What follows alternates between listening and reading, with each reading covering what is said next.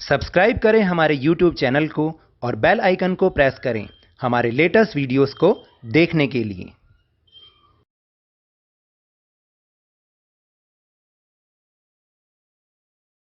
Hello and welcome to Lavneesh Sir की class. This is Directorate of Education GNCT of Delhi's worksheet number 85, and it is only for class 9th students. It has taken from the subject Social Science, Political Science, and we will revise the chapter number 3, Constitutional Design, in this worksheet, and it is the revision sheet number 1.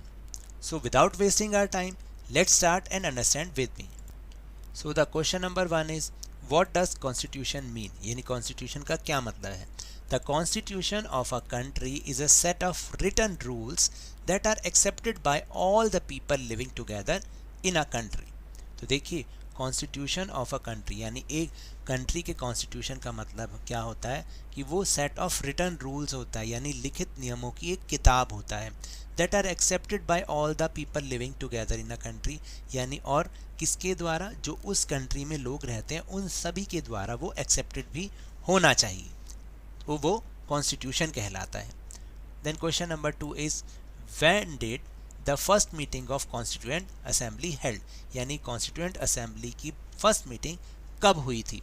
जनवरी 1946, दिसंबर 1946, अक्टूबर 1946 और अगस्त 1946. सो the right answer is December 1946. Question number 3, When did constitution come into force in our country, यानी हमारे country में constitution कब लागू हुआ? 24 दिसंबर 1950, 26 January 1950, 20 अगस्त 1947 और 15 August 1947. So the right answer is B, 26 January 1950. Then question number 4 is, we celebrate the dash day every year to remember day when our constitution came into force. कौन सा day मनाते हैं हम हमेशा कॉन्स्टिट्यूशन के लिए? Republic Day. We celebrate Republic Day every year to remember the day when our constitution came into force. And the last question of 1 marker. Question number 5, who was the chairman of the drafting committee of the constituent assembly? Constituent assembly के जो drafting committee थी उसके chairman कौन थे? तो answer is doctor Bhimrao Ambedkar was the chairman of the drafting committee of the constituent assembly. Now question number 6, which is a source based question. Answer the questions by reading the given paragraph. आपको paragraph को read करके फिर answers करने हैं. Many countries of the world have had to rewrite their constitution afresh because the basic rules were not accepted to all major social groups और political parties. देखिए, बहुत सारी जो कंट्रीज़ थी वहाँ पर संविधान को, कॉन्स्टिट्यूशन को चेंज करना पड़ा. क्यों चेंज करना पड़ा? क्योंकि जो उसमें बेसिक रूल शामिल किए गए थे वो वहाँ रहने वाले सोशल ग्रुप्स या पॉलिटिकल पार्टीज़ उन्होंने उसको एक्सेप्ट ही नहीं किया, इसलिए कॉन्स्टिट्यूशन को दोबारा लिखना पड़ा. In some other countries the constitution exists as a mere piece of paper. देखिए, बहुत सारी कंट्रीज़ में ऐसा भी है कि जहाँ पर जो कॉन्स्टिट्यूशन है वो केवल एक कागज़ का टुकड़ा है, उसे कोई नहीं मानता. No one actually follows it, यानी उसको कोई नहीं फॉलो करता. The experience of our constitution is different. देखिए, जो हमारी कंट्री का कॉन्स्टिट्यूशन है इसका एक्सपीरियंस बहुत ही डिफरेंट है. Over the last half a century several groups have question some provisions of the constitution. तो देखिए, लगभग 50 साल बीत जाने के बाद भी बहुत सारे जो ज़्यादातर जो सामाजिक ग्रुप हैं उन्होंने कभी भी हमारी कॉन्स्टिट्यूशन के प्रोविजन पर क्वेश्चन ही नहीं किया. But no large social group और political party has ever question the legitimacy of the constitution itself. तो देखिए, ना ही किसी सोशल ग्रुप ने और ना ही किसी पॉलिटिकल पार्टी ने आज तक भी इसकी वैधता पर, कॉन्स्टिट्यूशन की वैधता पर कोई सवाल नहीं उठाया है. This is an unusual achievement for any constitution, और ये हमारे कॉन्स्टिट्यूशन के लिए एक अभूतपूर्व उपलब्धि है. Now question number 1 is, why would many countries of the world have to rewrite the constitution? So answer is many countries of the world have had to rewrite their constitution afresh because the basic rules were not accepted to all major social groups or political parties. तो मैंने अभी आपको समझाया था कि उन्होंने दोबारा इसलिए लिखा क्योंकि उसमें जो बेसिक रूल डाले गए वो वहाँ के सोशल ग्रुप्स या पॉलिटिकल पार्टी ने उसको एक्सेप्ट ही नहीं किया. Then question number 2 is what do you understand by following of constitution? देखिए following of the constitution means following the rules of the constitution. Then third question, which is unusual achievement of our constitution? हमारे constitution की unusual achievement क्या है? देखिए no large social group और political party has ever question the legitimacy of the constitution itself. यानी किसी भी social group ने या किसी भी पॉलिटिकल पार्टी ने आज तक कॉन्स्टिट्यूशन की वैधता पर सवाल नहीं उठाया.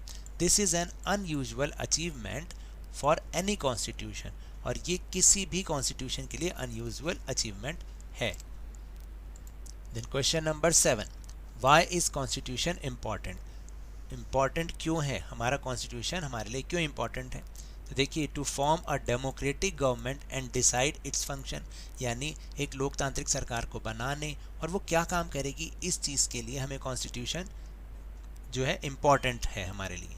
To decide the jurisdiction of various organs of the government, तो गवर्नमेंट के विभिन्न अंगों के ज्यूरिडिक्शन को डिसाइड करने के लिए कि उनका अधिकार क्षेत्र क्या होगा ये डिसाइड करने के लिए. फिर थर्ड है to prevent the government from misuse of its power, यानी गवर्नमेंट अपने पावर का मिसयूज़ ना करे उससे भी बचाने के लिए हमें कॉन्स्टिट्यूशन ज़रूरी है. To secure the rights of citizen, यानी सिटीजन्स के राइट को सिक्योर करने के लिए उनकी सुरक्षा के लिए कॉन्स्टिट्यूशन इम्पॉर्टेंट है. And the last for the formation of good society, अच्छे समाज को बनाने के लिए भी हमें कॉन्स्टिट्यूशन की ही नीड होती है. Then question number 8, what are the functions of constitution in our country, यानी हमारी कंट्री में कॉन्स्टिट्यूशन के क्या क्या काम है. It generates the trust necessary for different kinds of people to live and work together, यानी ये कंट्री में विभिन्न प्रकार के लोगों के बीच जो रह रहे हैं, विभिन्न प्रकार के लोग, उनके बीच एक विश्वास की भावना पैदा करता है. It specifies how the government will be constituted, तो देखिए ये भी बताता है कि गवर्नमेंट किस तरह कॉन्स्टिट्यूटेड होगी. It clearly states who will have the power to take decision, और ये भी स्पष्ट रूप से बताता है कि निर्णय लेने की पावर किसके पास होगी. It also states the rights and duties of citizens, ये सिटीजन्स के राइट और ड्यूटीज़ को भी बताता है. It expresses the aspiration of the people about creating a good society, और यहाँ तक कि ये अच्छे समाज के निर्माण के लिए लोगों की आकांक्षाओं को भी व्यक्त करता है, लोगों की इच्छाओं को भी बताता है.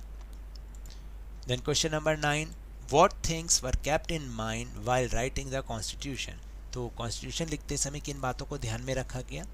2 things were kept in mind while framing the constitution, तो 2 बातें ऐसी थीं जो कॉन्स्टिट्यूशन बनाते हुए दिमाग में रखी गई. Considering as sacred document as well as it was made so flexible that it can be change according to the need of our, तो देखिए 2 बातें जो कि कॉन्स्टिट्यूशन को बनाते समय ध्यान में रखी गई. एक तो पवित्र डॉक्यूमेंट माना गया इसे, और इसके साथ साथ ये इतना लचीला बनाया गया कि इसमें कभी भी टाइम के अकॉर्डिंग चेंज किया जा सकता है. In other words our constitution is not a immutable document, इसका मतलब है कि दूसरे शब्दों में हमारा कॉन्स्टिट्यूशन कोई ऐसा डॉक्यूमेंट नहीं है जो कि उसमें चेंज ही नहीं किया जा सकता. Amendment can be made in the constitution, और कॉन्स्टिट्यूशन में संशोधन भी किए जा सकते हैं. Now the last question, according to you how meaningful is our constitution in the development of our country, तो आपके अनुसार जो कॉन्स्टिट्यूशन है वो कंट्री के डेवलपमेंट के लिए कैसे मीनिंगफुल है. So let's see, the constitution provides equal opportunities to the citizens of the country by which all contribute to the development of country, तो इसका मतलब है कि जो कॉन्स्टिट्यूशन है वो सभी को इक्वल अपॉर्चुनिटी प्रोवाइड कराता है, जिससे कि सारे के सारे डेवलपमेंट के लिए फिर वो अपना कंट्रीब्यूशन देते हैं. The Constitution also promotes social justice, which reduce discrimination between people and is helpful in the development of country. तो हमारा कॉन्स्टिट्यूशन जो है सोशल जस्टिस को भी बढ़ावा देता है, जिससे लोगों के बीच भेदभाव कम होता है, और ये हमारे कंट्री के डेवलपमेंट के लिए बहुत ही ज़रूरी है. It also promotes the integrity and unity of the country, which is very important for the development of the country.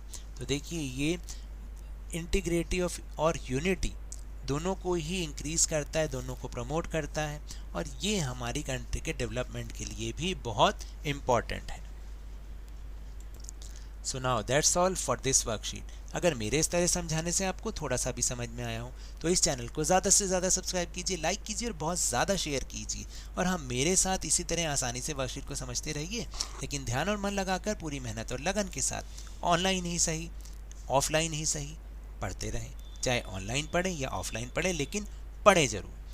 And if you want to defeat corona virus then please wear a mask. और जब भी possible हो, जब भी availability of vaccine हो, इसकी vaccination अवश्य कराएं, क्योंकि कोरोना को हराना है और ज़िंदगी को एक बार फिर से सुहाना बनाना है. इसी उम्मीद के साथ थैंक यू वेरी मच.